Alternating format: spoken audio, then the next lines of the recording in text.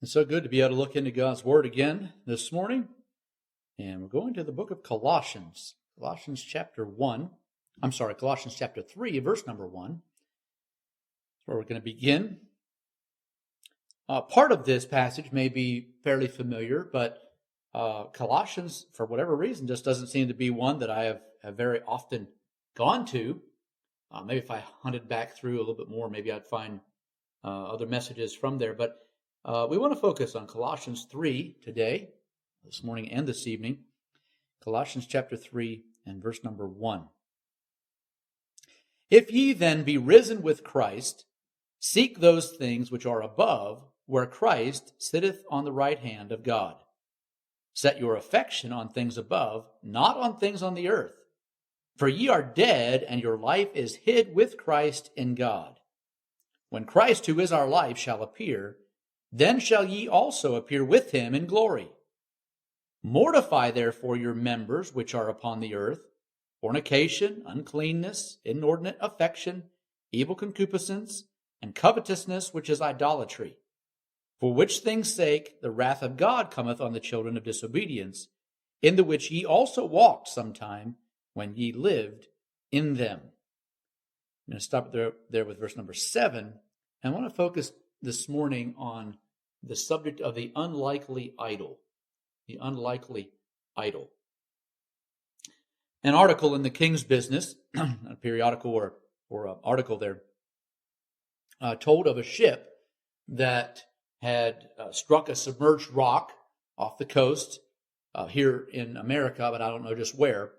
But it was in grave danger, and a lifeboat was sent out to rescue the crew.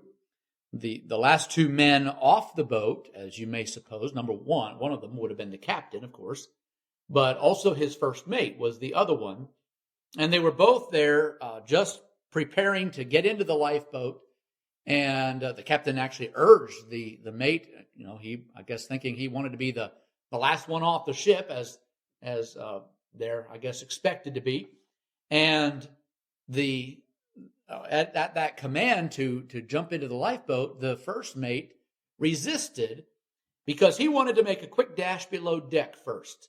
As something down there he couldn't afford to leave behind. Well, in the circumstances that were going on there, the captain, that is, saw the folly of it. And so rather than at least risk his own life, he decided to, he's going to go ahead and get off anyway, even though in theory he should have been the last one off the boat. But he jumped into the lifeboat, and of course they were hoping that the shipmate was going to follow shortly, but yet there was the danger at all times of that boat going down, and then the lifeboat would maybe be sucked into that, I don't know if you call it vortex or whatever, as the boat would go down. Of course, it would draw some the others into it, other vessels nearby. So they just went off a little ways there, and they just kept watching for the mate to come back on deck. But before very long, a great wave struck that vessel and rolled it over onto its side, and it quickly sank to the bottom. A few days later, the divers got to the ship to salvage it somewhat, see what could be found, and they hunted around. I'm sure they would have known that there was the first mate who had been apparently lost. And so as they got to the cabin, they found the unfortunate man still there.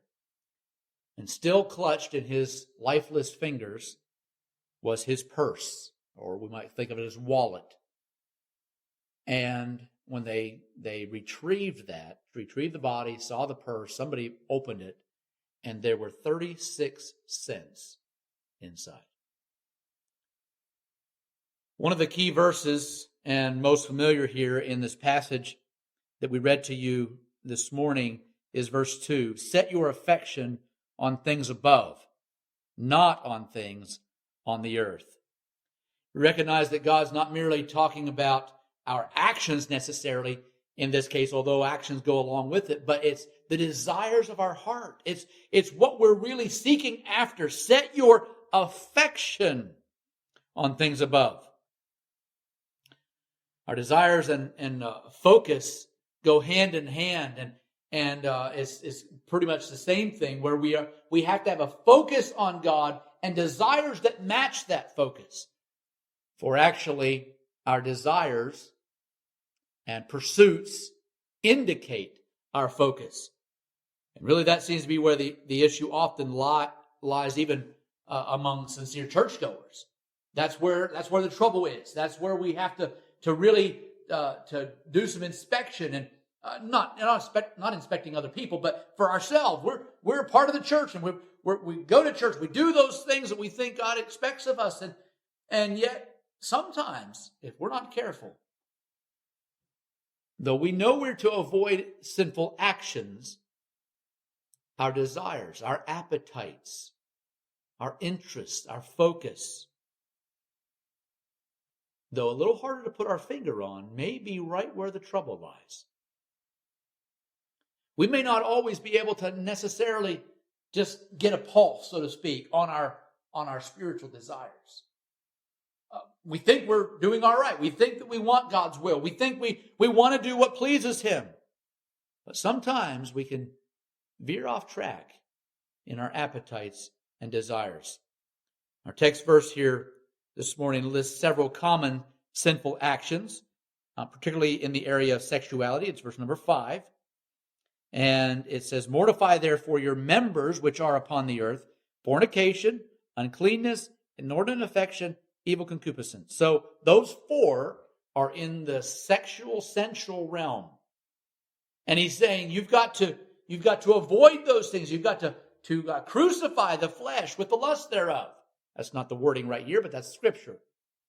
And so he's saying, and maybe rightfully so, he's dealing with this first, for often the pleasures of life and even the sexual desires, the sensual pleasures are those things that seem to often creep in, and maybe not even creep in. In some cases, it's just a tidal wave, depending maybe a little bit on the culture. But we have so much that passes as okay these days. But then at the end of the list, he gives more than just those sexual pleasures, though it could apply in that area as well. Covetousness, obviously, part of even the commandment is not coveting your neighbor's wife and various things of his family. So yes, it could apply there as well.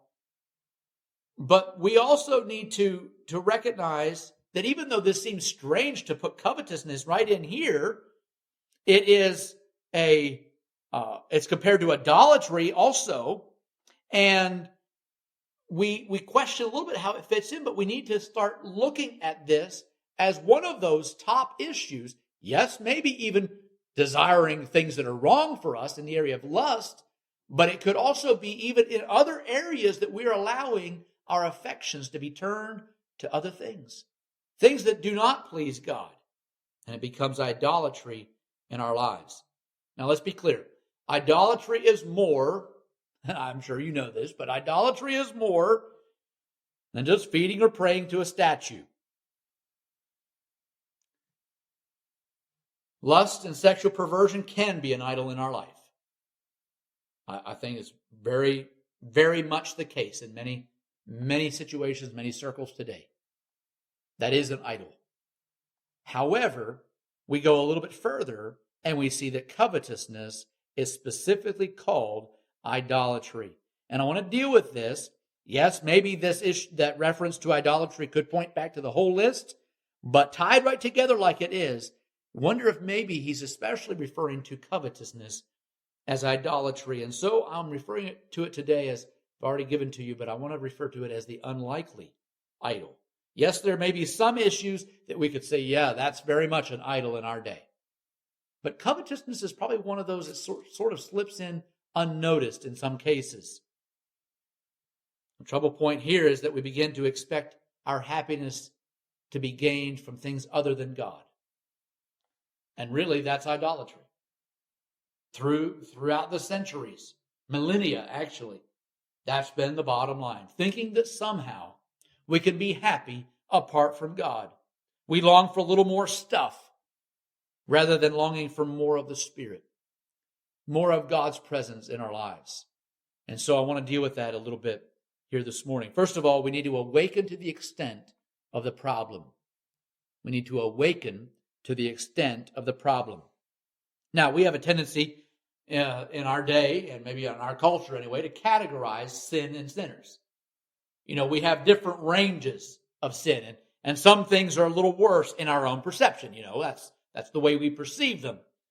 In our day, I suppose immorality, that's part of that first bit of the list there, as we mentioned, but in our day, I suppose immorality may be seldom condemned and sort of just winked at maybe in too many cases. But I think probably if you've been around the church, you know much about Scripture, that still should be considered wrong. We have at least some issue of morality in our own minds and in our culture that we recognize, well, there's some things that they're just off limits. You don't just do that. And so we recognize that. But then if we move a little bit further to that last one there, I don't know if we take a survey even in our whole community, I don't know that you'd find many, maybe a handful. I don't even know if you'd find anybody that would admit that they covet. If they did admit it, it probably would only be to say, well, it's just sort of a minor weakness, nothing real, no big deal. But probably many people in our church, in our community, and those around us, probably very, very few people would actually say, yeah, I covet. I wish for other people's stuff. Very few. The problem is that even whether we admit it, whether we recognize it or not, it's still wrong. It still should not be our focus. It's evidence that our affections are on the wrong things. Now, we may even admire the American dream. We have in our minds, you'd like to own a piece of property, you'd like to have a house, you'd like to have a car or two or three or however many as you think is necessary. We want to have all these things put together and have a comfortable life.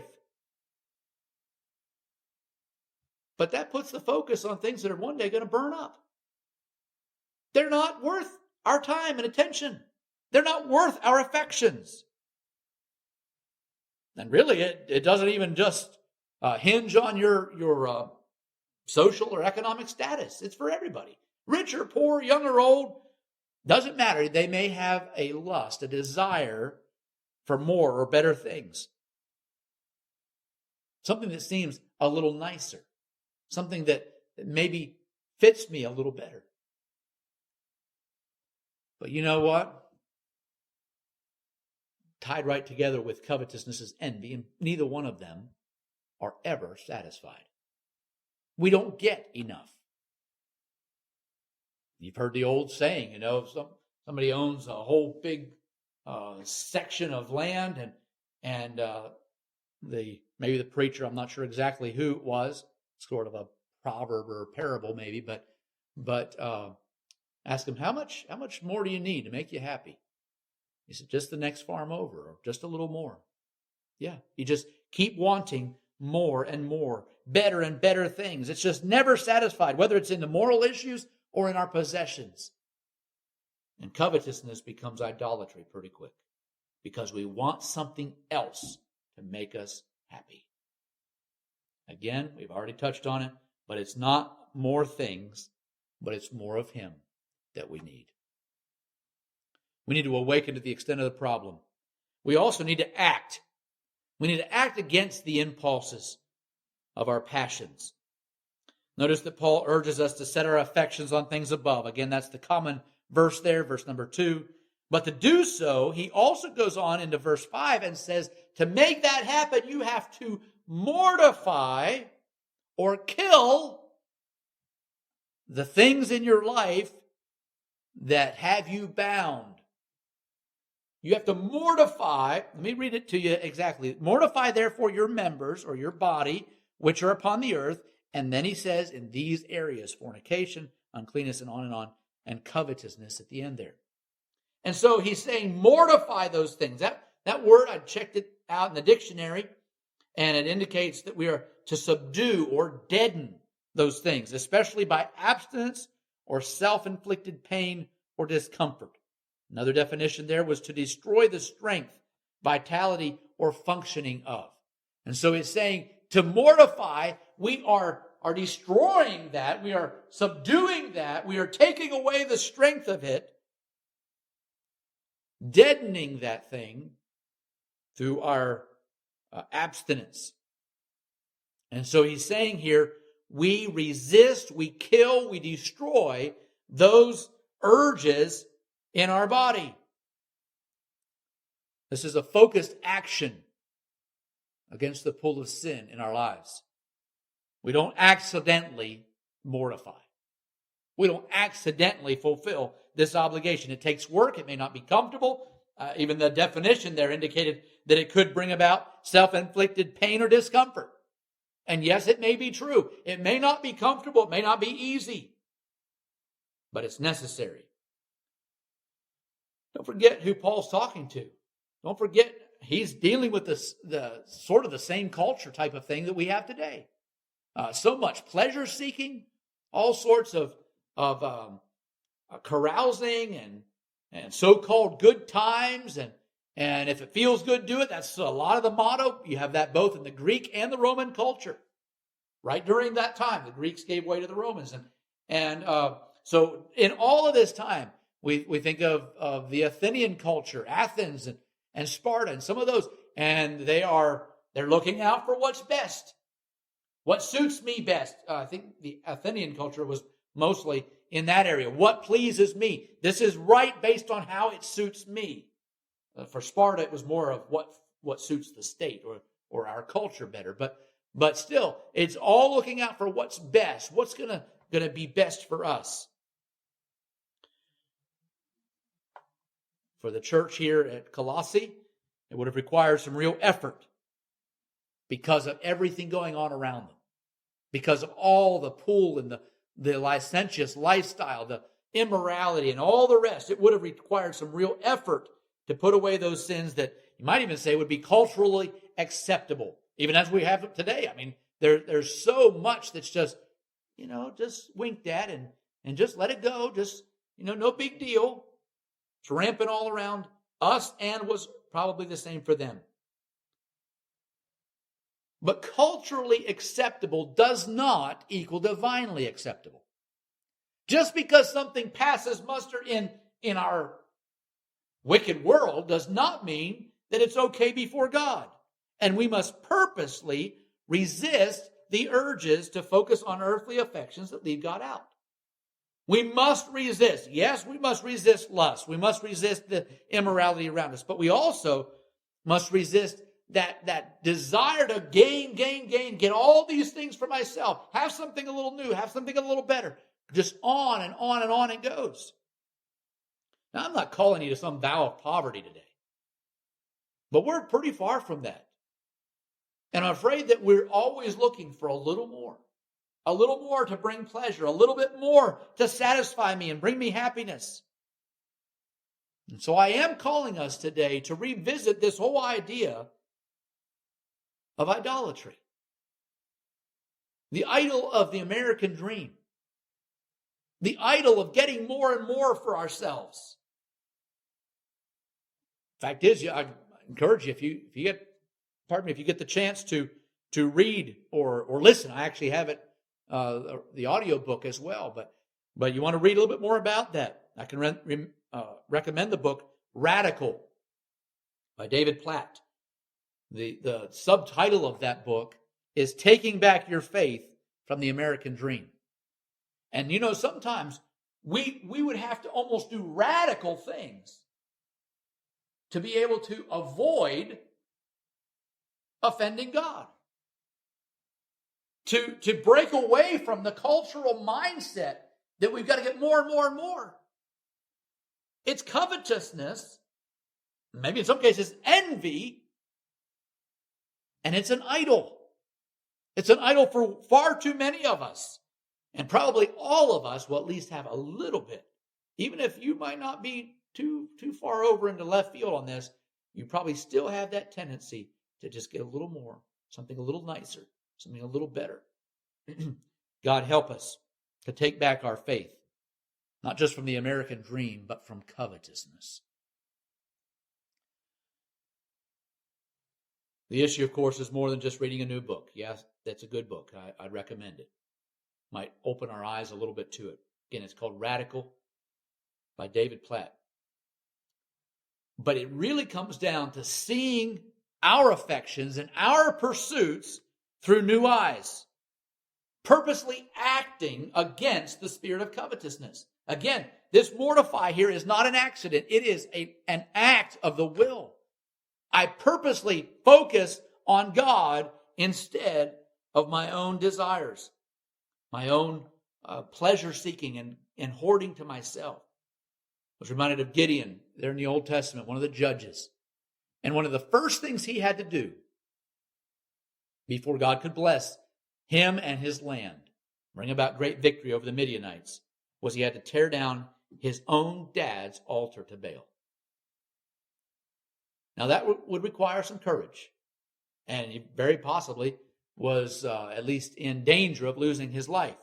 His dad actually stuck up for him a little bit. You can read the story there, but he said, if Baal can't protect his own altar, I don't see why we have to be doing it. But anyway, coming back to the analogy here, sometimes we've got to start right at home, right with ourselves, and cast down the idol. Cast down the altar to the wrong things. And you and I, need to get away from this pull toward pleasure-seeking and covetousness and hoarding more and more for ourselves. If you want God's blessing, we need to act. Act against the trouble in our own life and home, against those things that would creep into our lives and become an idol. Now, to bring it to a close, our idol can often be disguised. In our own lives, it's hard to see. But we need to awaken. Awaken to the hold that it has on us. Awaken to how much we focus, how much we spend on those things that become idols to us. We need to take decisive action against those things. Really, if we could just simply see our affections, our desires as God sees them, it would probably shame us and shock us to see how deep our idol worship goes. And so today, let's awaken to the extent of the problem.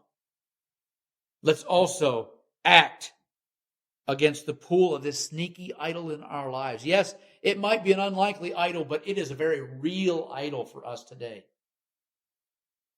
And so God help us to somehow act, mortify the deeds of the flesh, the desires of the world, and instead set our affections on things above.